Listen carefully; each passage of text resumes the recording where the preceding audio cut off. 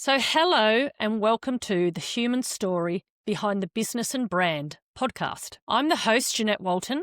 I'm a career brand consultant and Humans Matter champion, committing to helping others deep dive into their many human facets that make them unique, fabulous beings. I'm also a strong advocate of storytelling to enrich our human connections. This podcast partnership with Women Making It Work aligns with, but slightly deviates from The Human Behind the Career Brand podcast series. The human story behind the business and brand delves into those poignant moments, experiences, and life lessons that shape these high-performing professional women into who they are today. It discusses their fates, their flaws, their feats, their fears, and all the other fabulous human elements that have driven them to perform so well in their professional and their personal lives. So my guest for this podcast episode is Carolyn King. So she's one of the authors and storytellers in Women Making It Work's Beyond the Business anthology, which represents those women who have faced devastating health diagnoses or profound loss and who chose to transform their pain into purpose, creating legacies that help others navigate life's hardest moments. So Carolyn is the founder of Empowered Happiness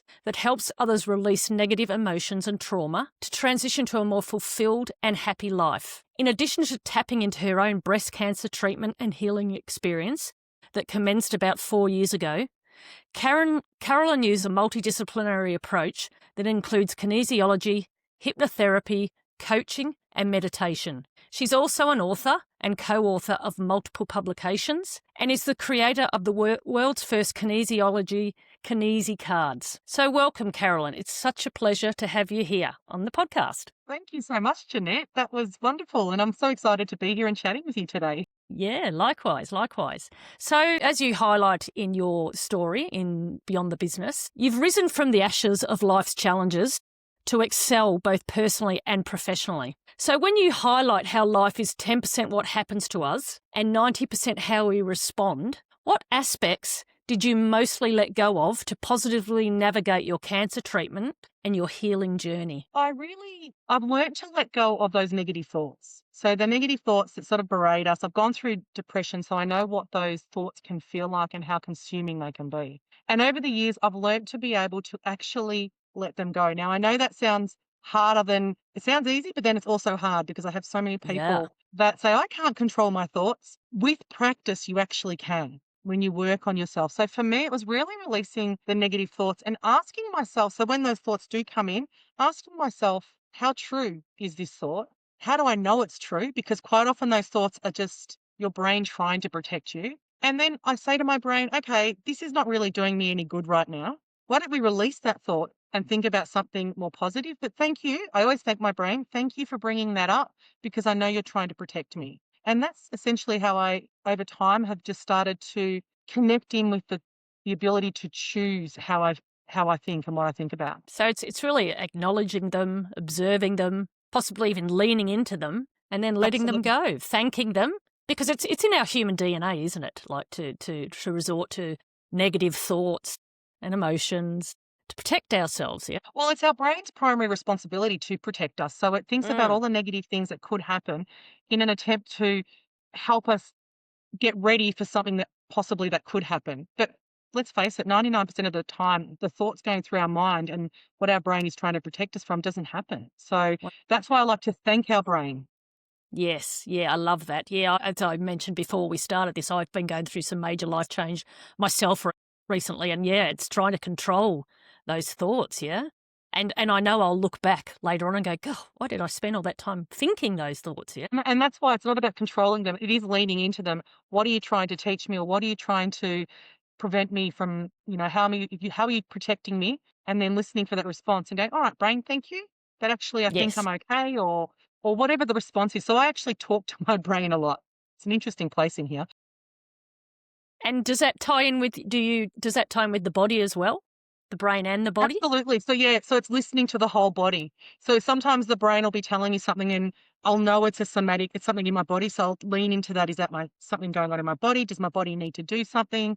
Is there something I need to do? Quite often it's leaning into rest, and rest can be lots of different things. Rest can be sitting on the couch watching television, or it could be going for a walk, or it could be just getting away from my clinic room. So yeah, it does lean into the body a lot. And I look at that holistically.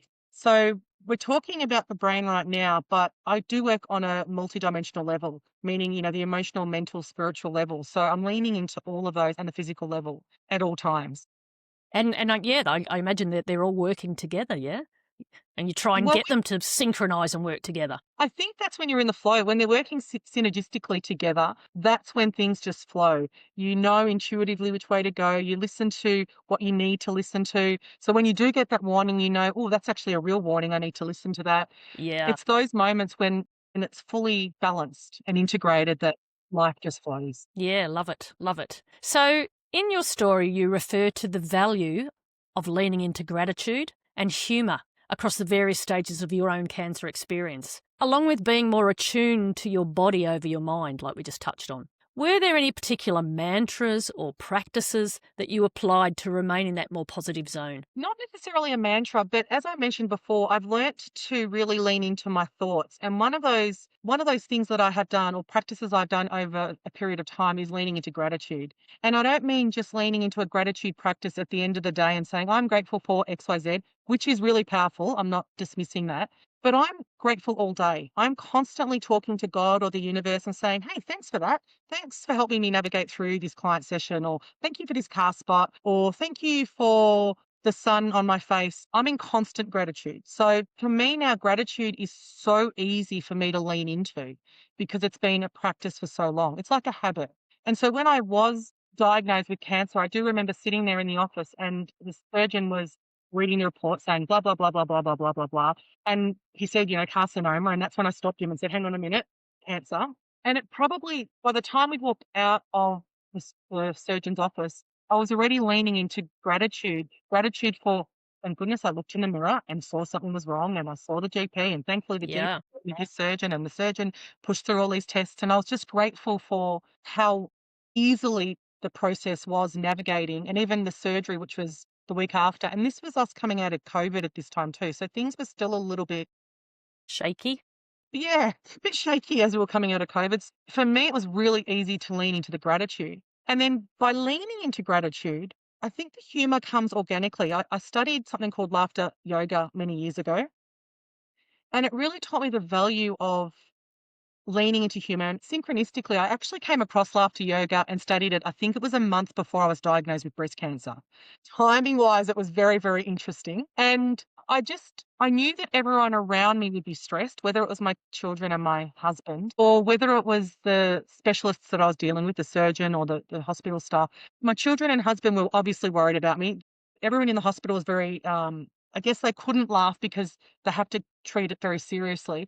So I wanted to bring some levity into the situation, and it made it easier for me by cracking jokes at random things that were happening around me. It made me feel better. Yeah. And I also know that laughter improves our ability to heal, and physiologically it changes the chemical hormones in our body to lean into more positive experience.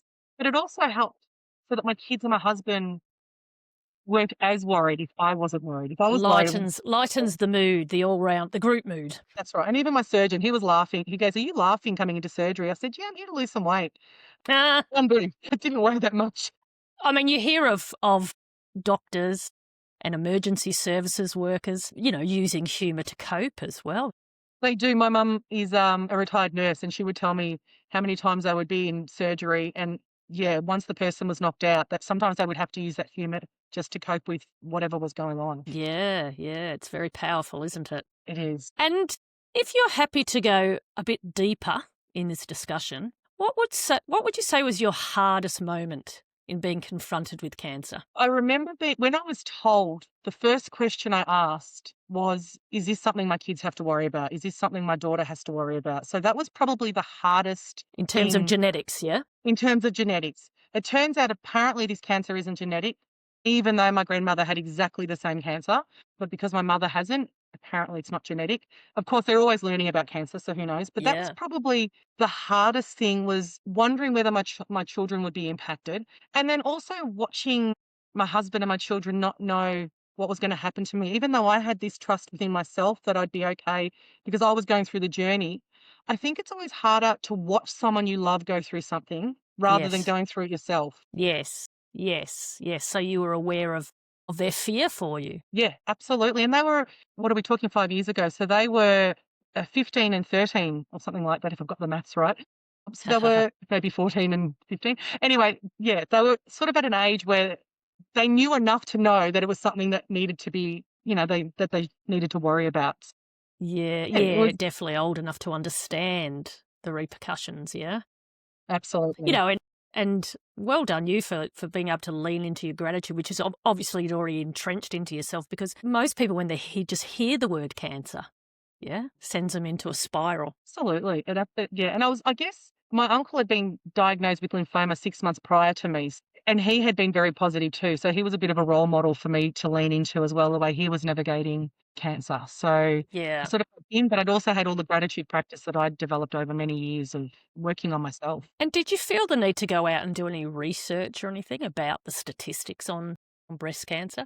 I did once. I did look up. So I had an invasive lobular carcinoma was the cancer I had, and I did look it up once. And I walked out of my office and looked at my husband, and he looked at me and he goes, "You have looked it up on Google. Don't Stop Google. doing that." So I did it once, and of course, when you look it up, it can develop into brain cancer and lung cancer and this cancer and that cancer. Dr. Google does the very negative. And so I didn't. I did it once. And then now, if I do look something up, I have a wonderful oncologist who's very, very receptive to anything I say, whether it's my natural healing or whatever it is. He's very open. And so, again, I'm very grateful to have a fantastic oncologist that everyone seems to know when I go to other specialists, and he listens to me. So if I do tend to Google something, I trust his opinion when he says, "Oh, no, that's actually quite rare," you know, and remember, and like he said to me, remember on Google, people write all the negative stuff. They don't write the positive stuff. Absolutely. It's all the worst case scenarios, just like the news and the media, yeah? Exactly. So yeah, I very rarely Google things now. And if I do, I'm very mindful that I'm sort of just looking for surface level stuff just to get an understanding. And then I'll just go and ask the And specialist. I don't know how you feel about this, but I remember a friend of mine's mother was diagnosed with cancer. And this friend works for the Cancer Council, so she's got some idea about cancer research. And she told her mother not to get a prognosis because it's such an individual journey for everyone. It really is.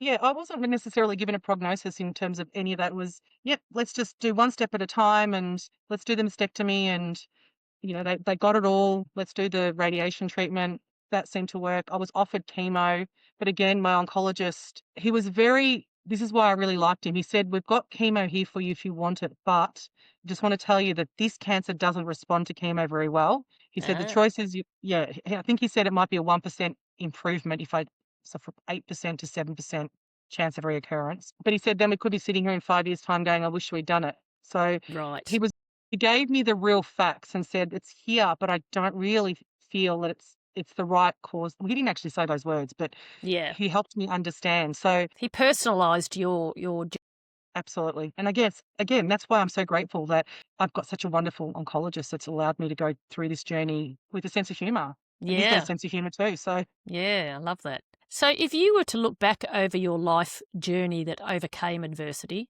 what do you think has become your core personal philosophy and or professional superpower from your experience with cancer? that you really can is how you feel and how you think.